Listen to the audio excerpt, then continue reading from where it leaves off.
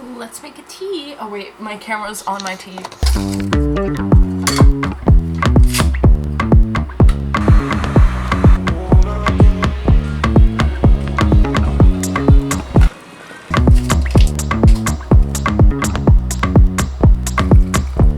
This tea has to be covered. And now we wait.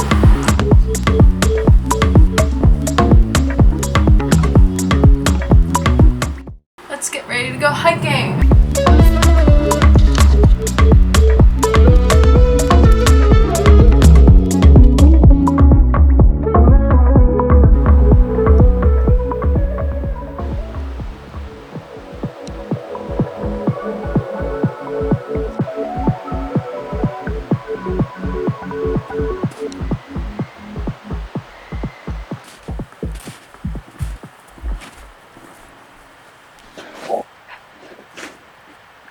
Yeah, I've been on my own for quite a bit. I feel like it's a very peaceful thing to spend a lot of time with yourself. The biggest thing about cultivating self-love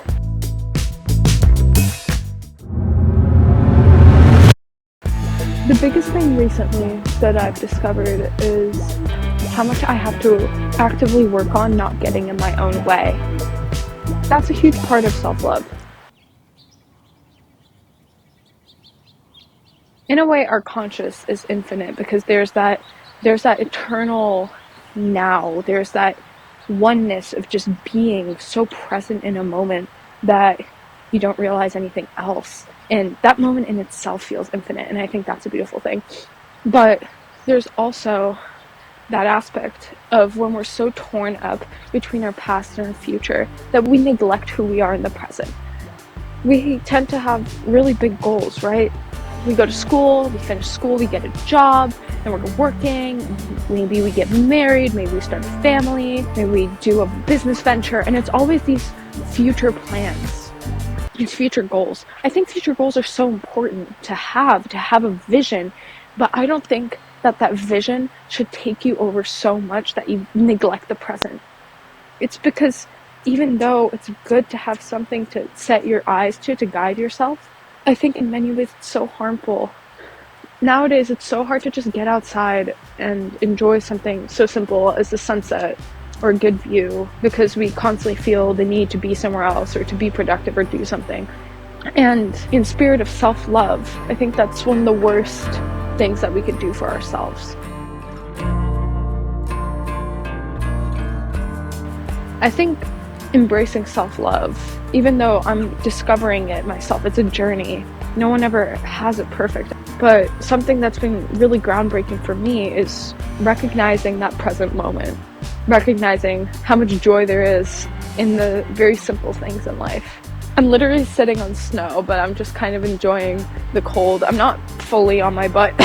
I'm on my side because yesterday I rolled downhill and I got a bruise on my hip. So now I'm just icing my hip. Great. This February, I've been thinking long and hard about because for me, February has always been a month like really tied to love.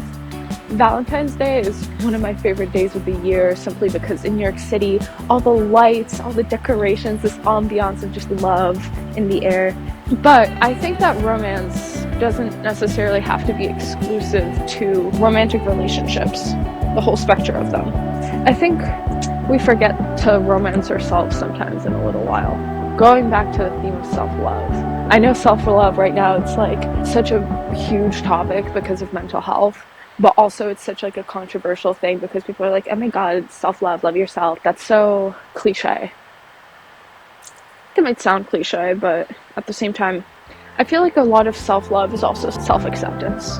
It's to be able to really accept who you are at your core, but to be able to know who you are at your core, you have to spend a lot of time with yourself without distractions. So if you're alone all the time, you're constantly scrolling on your phone, you're really avoiding a lot of what goes on inside. You're avoiding getting to know yourself better.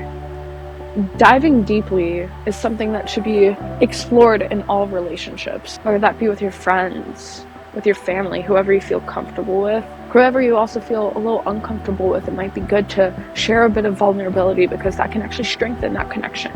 But diving deep with yourself and asking yourself the hard questions. One of my biggest blocks to self-love was my relationships with other people. I would be too self-sacrificial a lot of the time. And only recently have I really started asking myself why. There was a guy that told me that we go through a lot of the same experiences. Like, I've noticed before, I wrote in my journal like something about like how life comes in cycles. And these cycles happen in a way to show us how much further we have come in the lessons that we've learned, or to deliver that lesson again because we haven't learned it all the way that we need to move on to the next level, the next step.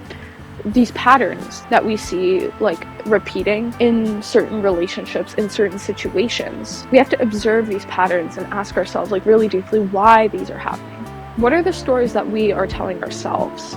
For a while, I feel like I replayed a lot of past scenarios in my head when I didn't have the best relationships in my external life, and thus resulting in not really having the best relationship with myself. I was in survival mode a lot. I wouldn't express myself. I wouldn't express my emotions. I keep things very bottled up. I kept things very bottled up inside.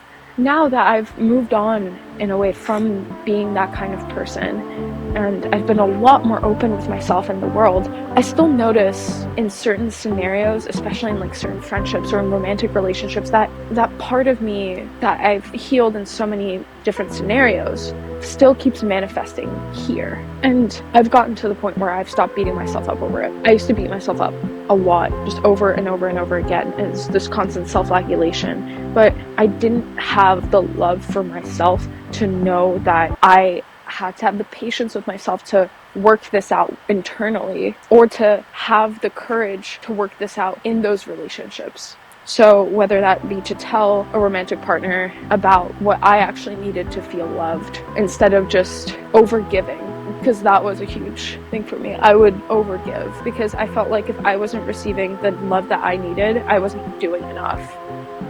To be able to sit down with myself and evaluate why that was, like go back to those times where I felt that way, but to also allow your mind to take you to that place. That's a scary thing to do.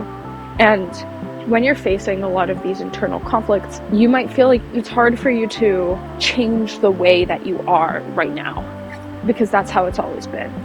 But I'm gonna have some tea right now. Oh my god, it's so hot. Gotta leave it to cool down a little bit. The old clean canteens, I made this a few hours ago and it's sweltering.